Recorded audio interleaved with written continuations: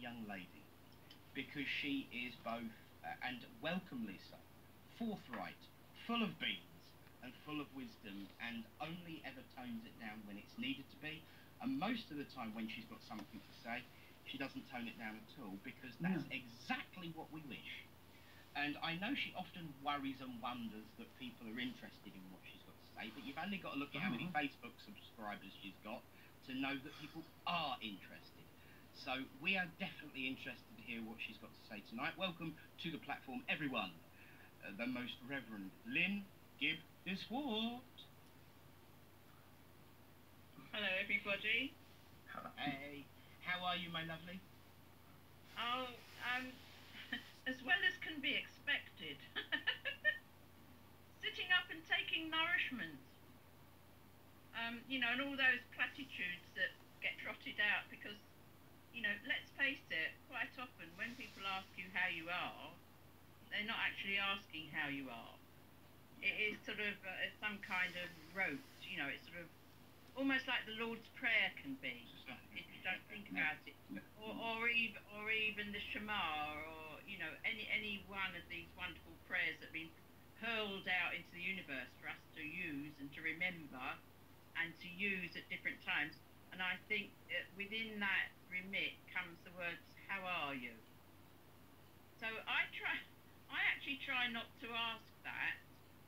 I ask people how they're doing, or what's going on with you, something like that, because people then will know that they can respond. They don't have to say, oh, I'm fine, or I'm very well, thank you. You know, because us what is well versed in the English language, like, you know, when we're little tiddlers, people say, now this is how you greet someone, how are you? You shake their hand and they say, very well, thank you, and now you have to do the reverse. Well, that's what I was taught in school when I was a kiddie. And, you know, it's an automatic thing, you know. It's like when you're learning French, you know, the first thing you learn, comment allez-vous, how are you? You know, and you're supposed to say très bien, merci, very well, thank you. You could be effing dying.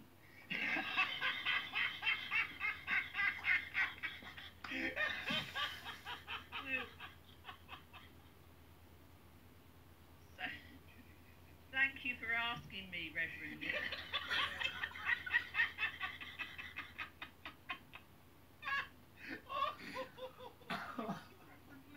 I'll give you a time to adjust your dress,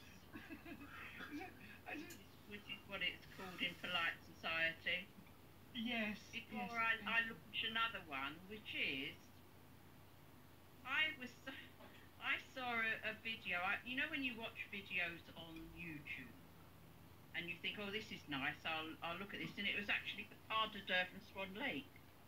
So I was comparing, it was very good, from the Royal Ballet, and I was comparing it, of course, to Matthew Bourne's Swan Lake, which is, of course, the all-male version, which Kathy and I went and love it. However, I as soon as it had finished, it went on to another video, and I could not believe it. It was like a slanging match against the Vatican and the Pope and Roman Catholicism, and I tried to, and I thought, well, this chap who's doing this sort of job on the Roman Catholic religion and its you know, primates and so on, and the pontiff, actually was quoting the Bible and sort of, you know, doing a holier than thou job on it. And I thought, what? So I listened in disbelief, literally disbelief, as he was talking about how the doorways in the Vatican and St. Peter's Square, you know, everybody's familiar with that who you know, has had it described to them if they can't see, or, you know, has seen it for themselves if they've been there or watched it on television. And he was saying they're made for giants. Pardon? These large doorways are made for giants that apparently the Vatican is making ready for. apparently the devil lives in the Vatican somewhere. And there's this big throne. It shows you in this video. It shows you this huge throne, you see, and that of course is for a giant who's going to come and sit in it. And apparently when the Pope talks about and the everybody talk about beyond the veil or whatever, they're talking about actually inviting these dreadful Umnagatis into this world to take it over. And they're called the Illuminati. And that I remembered that from David Icke, the poor chap who went off his chump after being a sports reporter for some time. I'm surprised actually. I mean, that's probably why I'm a little bit odd. There's something, when you're a journalist for long enough, it gets to you. And I suppose it depends which way it takes you. But the thing is this, that what I was appalled at was the as spiritualists, we're used to being bashed, aren't we? We're used to all that, you're devil worshippers, but nobody's ever come round our churches and looked at our doorways and said, oh, this is where these horrible things are going to come in, I mean, for heaven's sake, do they really think that anything of spirit, or in spirit alone, bad or good, needs to worry about a doorway or the size of it? I mean, even Lewis Carroll, Reverend Dodgson, bless him, who of the questionable, outings with the youngsters, would have made something of that with his Alice in Wonderland stories, or C.S. Lewis. The Lion, the Witch and the Wardrobe. Everybody's wardrobe has got a funny back to it. You can walk through it and get into this other place. I mean, really? I mean, well, so really, I just thought to myself, and I thought spiritualists were the only ones to get attacked like this. This was a whole video of it.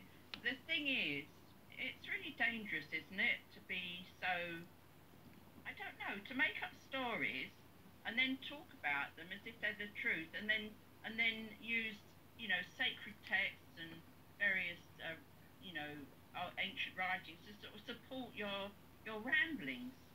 But it's really not very nice, because they're putting out negative vibes into this world by doing that.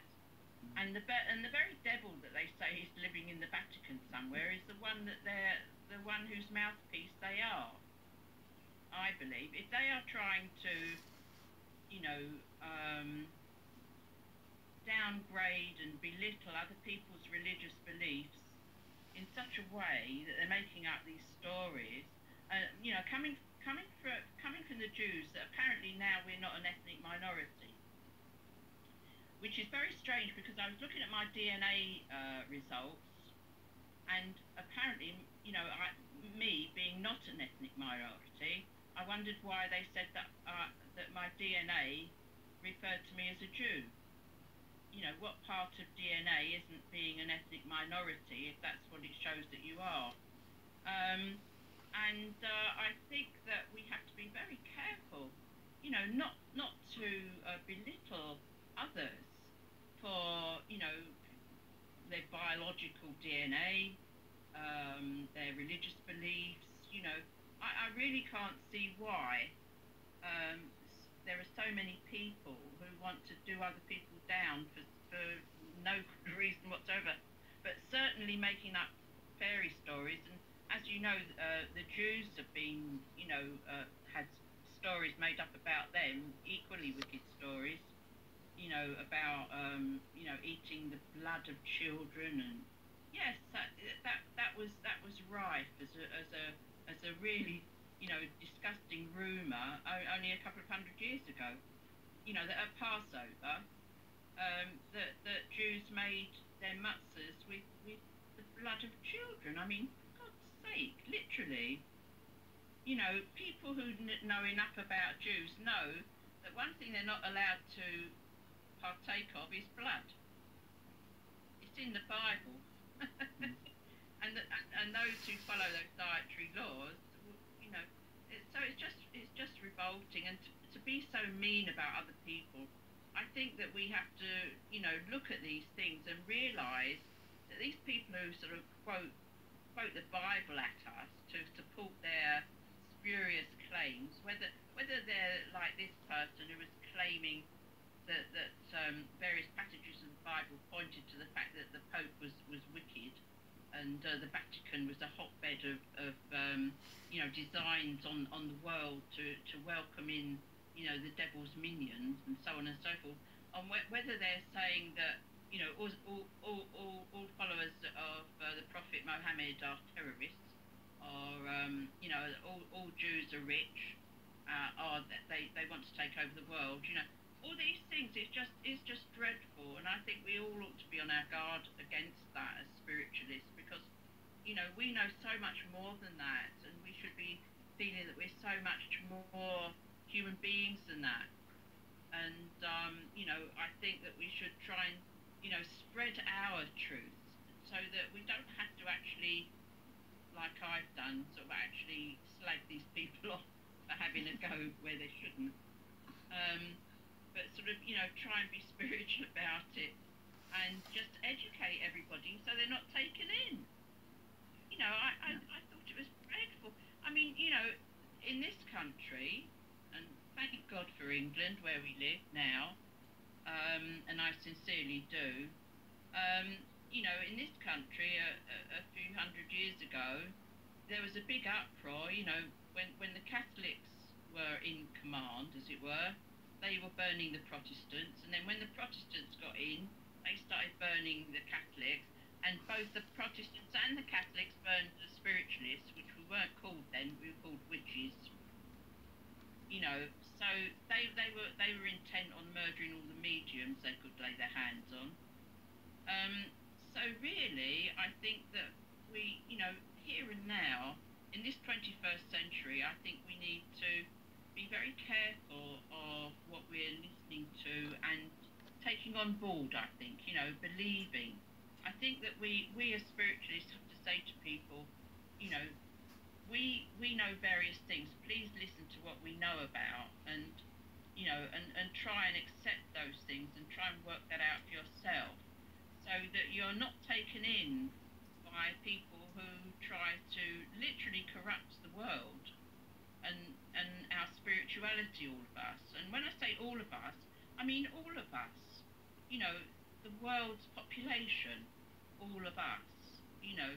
And there are too many people, as we know, who have fell foul of, you know, propaganda and are busily engaged in hating their neighbour.